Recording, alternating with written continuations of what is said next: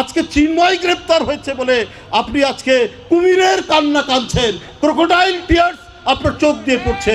এটার জন্য আজকে দেখলাম একটা স্টেটমেন্ট এসছে শেখ হাসিনার, যে চিন্ময়কে গ্রেপ্তার করার ব্যাপারে উনি অত্যন্ত দুঃখ প্রকাশ করে তার মুক্তি দাবি করে একটা স্টেটমেন্ট আমি আজকে গণমাধ্যমে দেখলাম।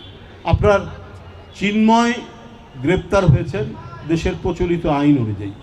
হঠাৎ করে এই ইসকন নামে একটি সংগঠন, তাদের বিভিন্ন তৎপরতা দেখা গেল, সেই তৎপরতার মধ্যে সে দায়ী দেশকে ওই যে কথাটা এখানে বলেছেন স্যার, যে অস্থিতিশীল করার জন্য যত রকমের পদ্ধতি নেওয়া দরকার সেটা করা হচ্ছে বিভিন্নভাবে, সেটার মধ্যে একটা বিষয়।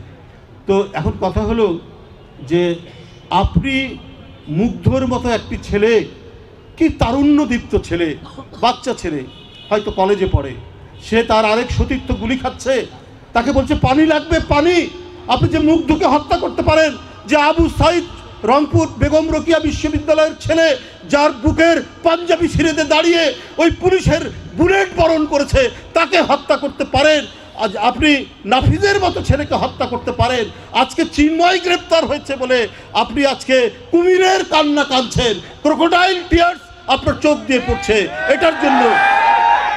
এইটার জন্য আপনি কি পুরস্কার পাবেন ভারতের কাছ থেকে? শেখ হাসিনা, আজকে ভারতের পররাষ্ট্র দপ্তর চিন্ময়কে মুক্তি দেওয়ার জন্য বলেন, কারণ ভারতীয় পররাষ্ট্র দপ্তরকে আমি বলি, এই শেখ হাসিনার পোষ্য সন্তান যুবলীগ ছাত্রলীগ যখন কিশোর বিশ্বজিৎকে হত্যা করলো, কই সেদিন তো আমরা ভারতের পররাষ্ট্র দপ্তর থেকে আমরা কোনো স্টেটমেন্ট দেখলাম না। তখন ভারতের পররাষ্ট্র দপ্তর নিশ্চুপ থাকলো কেন?